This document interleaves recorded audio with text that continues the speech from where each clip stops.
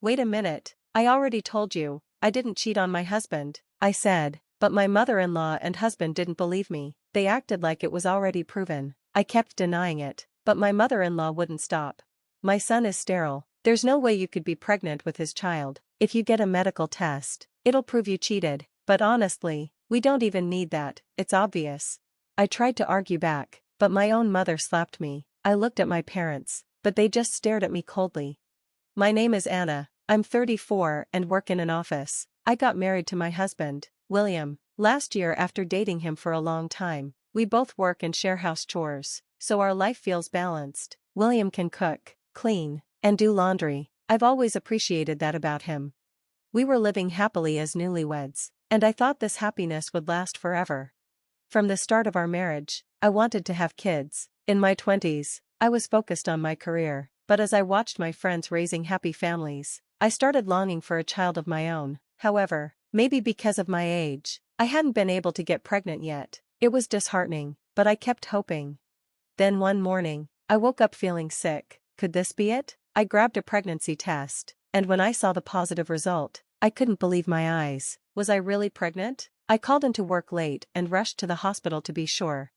The doctor confirmed it. Yes, you're pregnant. I can hear the baby's heartbeat. Congratulations, you're about 3 months along. Hearing this, I couldn't hold back my tears of happiness. I couldn't wait to tell William. On my way home, I stopped at the supermarket to get food and planned a special dinner. I imagined how excited William would be. Would he cry happy tears? Would we hug and celebrate together? I cooked dinner that evening with a big smile on my face. When William got home, he looked at the table. Wow, dinner looks amazing tonight, he said as he loosened his tie. Still smiling, I told him, I have big news, I'm pregnant. He froze, looking shocked, but instead of joy, his reaction crushed me. Whose baby is it? He asked. What? I stared at him, confused. I'm asking, whose child is it? His voice was cold, and his eyes were distant. What are you talking about? Of course, it's yours, I replied, stunned. He sighed deeply. I'm sterile, Anna. What? My heart sank. So it's not mine. I didn't think you'd cheat on me. I'm so disappointed. Wait, I didn't cheat on you. This baby is yours. I tried to explain, but he didn't believe me. I need time to think. I'm going back to my parents' house, he said, then he left without even touching the dinner I made. A few days later, William called my parents and said he wanted a meeting with them. I begged him to talk to me first, but he refused. In the end, we agreed to meet at my parents' house that Saturday. I was so anxious that I couldn't sleep that night. I didn't know how to explain everything to my parents. When my in-laws arrived, my mom asked, "What's going on?" "What do you mean? Haven't you heard from your daughter?" "I heard Anna's pregnant, but it's not my son's child." My parents froze. "I never thought Anna would cheat on him. I thought they had a good marriage," my mother-in-law said. "Wait, I told you before, I didn't cheat on him," I protested. But my mother-in-law and husband were already convinced I was guilty. I denied it again, but she didn't stop. "My son is sterile, so it's impossible for her to be pregnant with his baby. If we get a medical certificate, it'll prove the affair. But we don't even need that, it's obvious," she added. I tried to argue, but then my mother slapped me. I looked at my parents, but they were both looking at me coldly. My husband and mother-in-law gave me mocking looks. "You deserve to be slapped. You cheated and never apologized for it," my mother-in-law said. When she said that, my mom bowed her head. "I'm sorry, I apologize." My mother urged me to apologize too, and my dad also apologized to my mother-in-law and husband, saying my daughter caused a lot of trouble. He grabbed my head and pushed me down to apologize.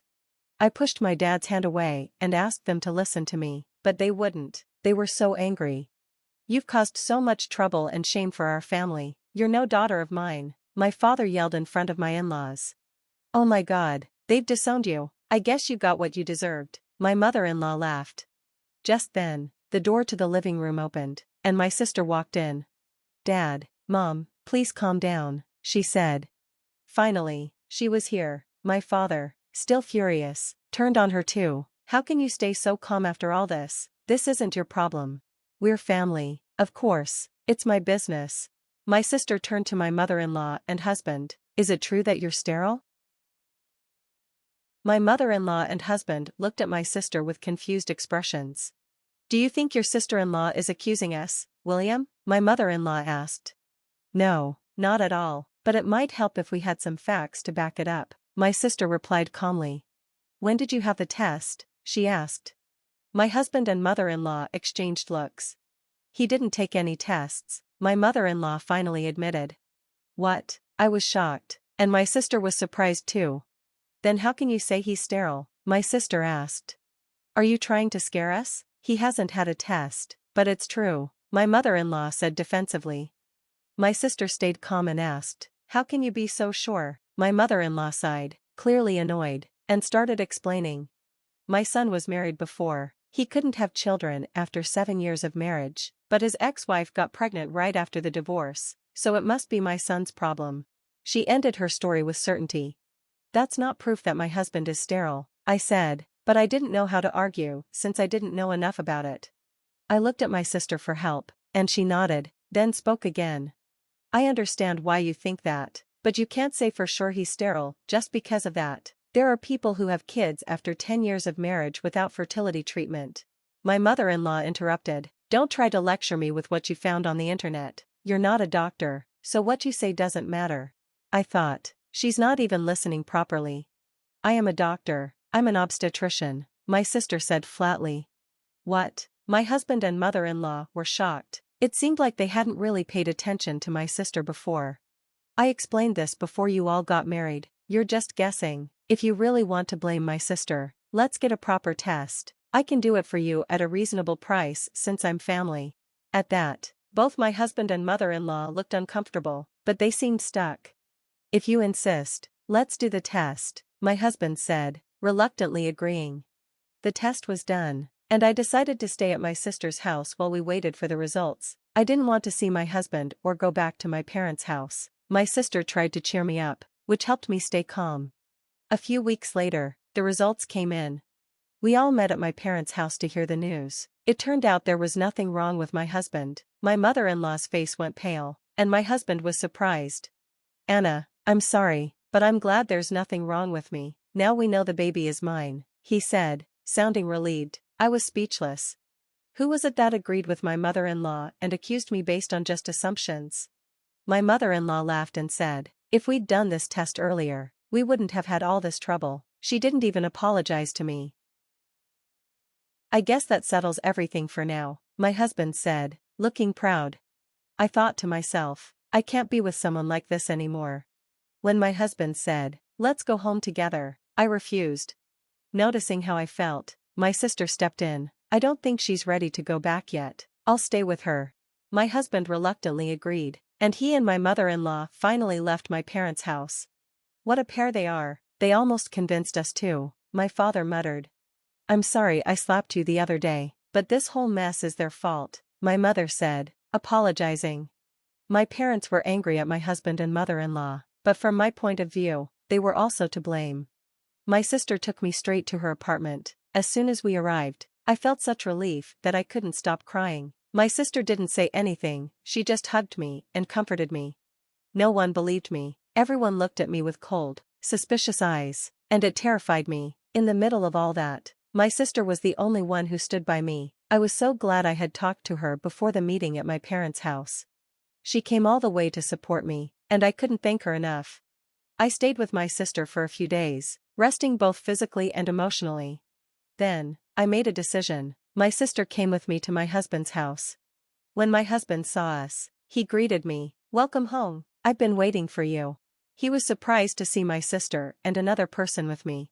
My sister-in-law. And who is the other person? He asked. This is a lawyer. I asked him to come today. A lawyer? My husband was clearly upset. Why a lawyer? I can't live with you anymore. I want a divorce. When I said the word divorce, my husband went pale. Wait a minute, this is so sudden, he said. It's not sudden, not after everything that's happened, I replied firmly. No, I'm sorry about everything, but you can't just divorce me over that, he argued. The lawyer calmly explained to him, from what I can see, blindly blaming Anna is grounds for divorce. Also, knowing Anna wanted children, yet hiding your infertility, is a serious issue. I could tell my husband hadn't expected this. He nodded, looking stunned. With him standing quietly to the side, I packed my things and went back to my sister's house. After that, I only communicated with my husband through the lawyer. I asked for compensation for the emotional pain he caused me, a fair division of property, and child support. Thanks to my lawyer, I got everything I asked for.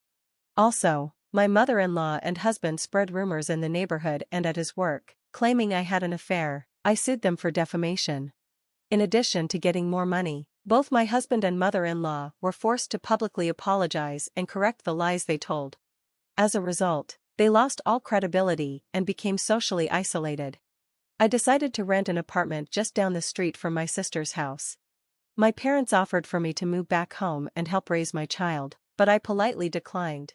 I couldn't let my parents, who didn't protect me when I needed them most, raise my child. My sister also had bad experiences with our parents, who cared more about their reputation than anything else. Because of that, she distanced herself from them as well. I'm grateful to my parents for sending me to school, but I can't ignore how disappointed I am in them. From now on, I'll keep my relationship with them minimal. What matters most to me is having a sister who truly cares for me and stands by me. Of course, I'll do my best to help her when she needs it too. Above all, I need to be strong, for the sake of my unborn child. Blaming me based on assumptions, without even checking the facts, what a terrible husband and mother-in-law. And my parents, who believed them and blamed me without listening to my side, they're just as guilty. I'm so thankful Anna has such a wonderful sister. Raising a child as a single mother won't be easy, but I know she'll be okay. Cherish your sisterly bond and live each day happily.